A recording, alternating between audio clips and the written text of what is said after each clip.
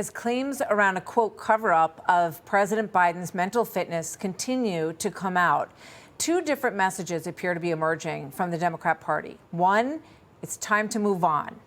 The other, it's time to take some accountability for what happened. We're looking forward. That's it?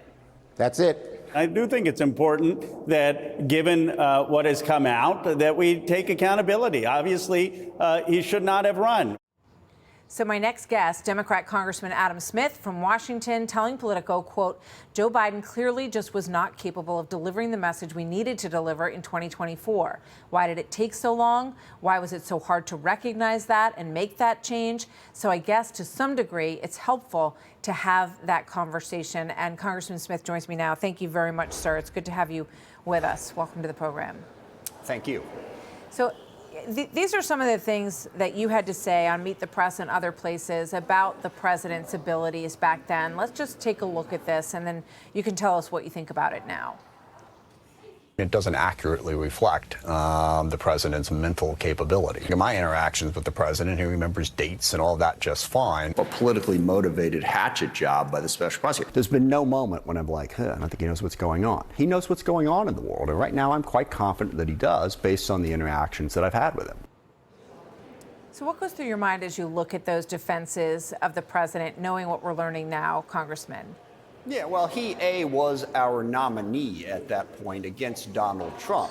I had expressed concerns, not concerns about whether or not he was, physically able to do the job or he was somehow placing the country in danger, but whether or not he could effectively deliver a message. And you cut and pasted that interview. I said in that interview, I did not think he was as effective a messenger as we need. I felt he was doing a decent job as president. So look, we can go back through everything we said, but if he is the nominee of the party, sure. But I was also one of the first after the debate to say he's got to get out, to actually push that message. And look, the problems with the Democratic Party go way beyond Joe Biden. Let's be clear on that. That's one big part of it. He never should have tried to run for a second term.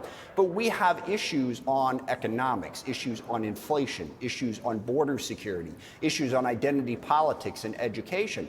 I think this is a healthy debate right now. It can't primarily be about Joe Biden. That's the past. It has to be about how we fix the Democratic Party brand and the Democratic Party coalition, because that is what is going to matter going forward. It strikes me that they're two different things, and I understand, separating them, because obviously, as a party, you want to focus on the future. You want to figure out who your next leaders are, and I think that's perfectly understandable. But when I go through this, and the things that we all saw in public, I don't think anybody can say that they weren't concerned about his abilities. When you look at the June 27th debate, when you look at him falling down, falling asleep, I'm looking at Donald Trump in these meetings in the Middle East, and then I look at the clips of President Biden literally falling asleep in the middle of an international meeting.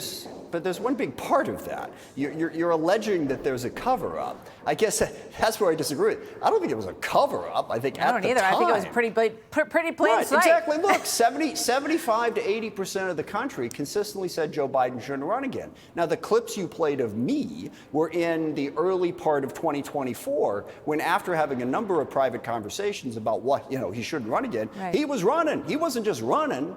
He was the nominee. But so here's my question. You wanted me to come out and trash Joe Biden to put Donald Trump back in the White House? No, I understand he was the nominee. So he can trash the Constitution the way he's doing right now? I think we all understand that's a sort of the political realities of it at that point. Right. But I think one of the real questions here, when we get deeper into this, and everyone saw what was going on, so it wasn't, I think there was a cover-up to a certain extent, but not completely, because we all saw it.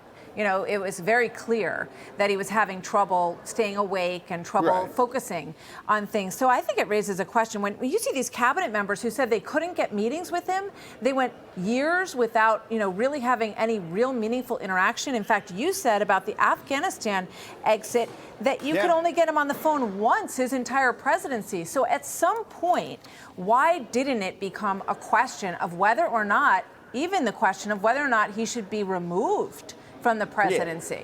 I never saw any particular evidence that he wasn't executing the job as president. It was clear he was going to be an effective campaigner or an effective messenger. But again, I want to come back to the more important point. The reason people have answered all these questions saying that they don't trust the Democratic Party right now, Joe Biden's part of it. He's a big part of it. I'd say he's 1/3 of it. But the other 2/3 are, number one, we need an economic message that includes more people. We left too many people behind with the way economics played out. And number two, I think some of the aspects of left-wing identity politics have also alienated a lot of people. And we didn't have a plan to secure the border. We need to talk about these policies if we are going to effectively push back against Trump. I don't agree with the Trump presidency. I think a lot of people are being critical of President Trump. I've been out there, and I think that's great. But I think Democrats need to have a positive agenda. Just criticizing Trump isn't enough. We have to address the concerns that the American people have about us. Understood. No doubt. Do you think that these cabinet members who couldn't get a meeting with the president that they were serving, do you think at some point they should have had a discussion about whether or not they should consider the 25th Amendment when they couldn't get a meeting with their own president? Well, the thing you have to understand is, I think if you went back through every member of Congress and every cabinet with every president, you would find a whole lot of people complaining about a lack of access to the president. That is not a new thing.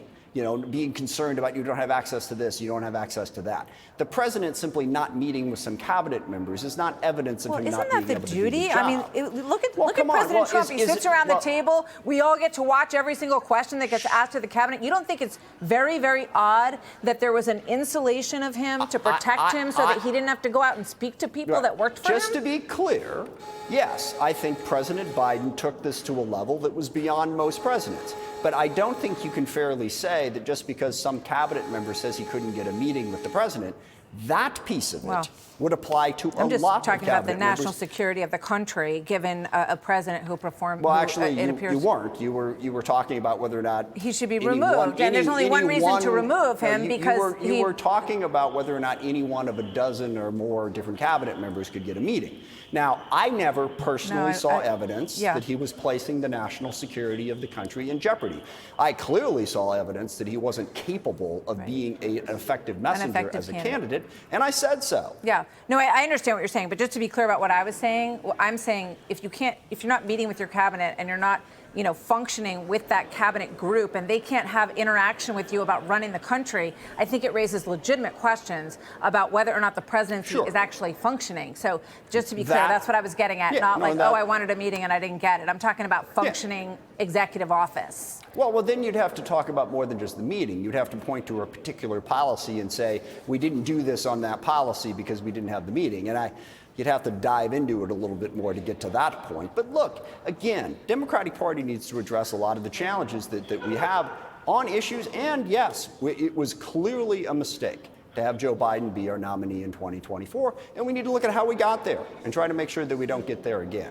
Adam Smith, thank you very much. Good to have you on. Thanks for the chance. Thank you very much. Good to see you, sir. Hey, Sean Hannity here. Hey, click here to subscribe to Fox News YouTube page and catch our hottest interviews and most compelling analysis. You will not get it anywhere else.